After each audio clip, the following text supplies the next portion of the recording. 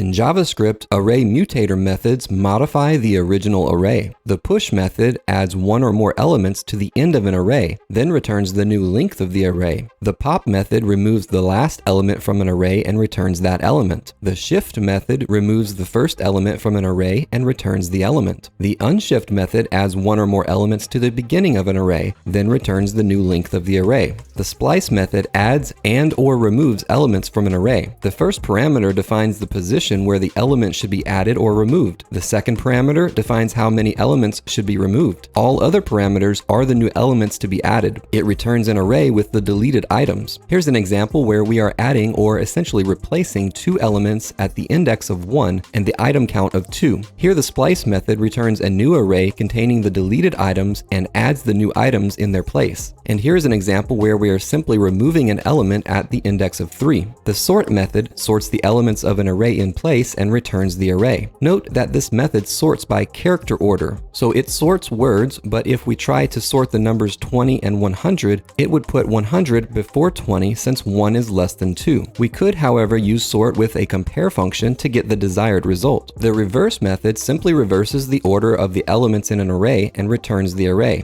Sort and reverse can be combined to provide a descending sort of the array. The copyWithin method copies a sequence of array elements to another location in the same array and returns it without modifying its length. The first parameter is the target index. The second parameter, which is optional, is the index at which to start copying elements from. And the third parameter, which is also optional, is the index at which to end copying elements from, up to but not including. Negative numbers start counting from the end of the array. In this example, our target is index 1, and the start is implied to be 0, and the end is implied to be the entire length of the array. So we are copying all of the items into the array starting at index 1 and replacing whatever was there. Here we are still targeting index 1, but we have specified the start to be index 3, which happens to be the end of the array. So here we will only copy index 3 into index 1, replacing it. Now we are targeting index 0 and starting from index 1 to index 3. Index 3 is the end of the array, but will not be included in the copy. The fill method changes all elements in an array to a static value, from a start index to an end index. Then it returns the modified array. Negative numbers start counting from the end of the array. So without including the start and end parameters, the entire array will be filled with the same value. Including the start parameter will start filling from the start index throughout the rest of the array. Including the end parameter will start filling from the start index and stop before the end index. This has been a 90-ish second JavaScript January.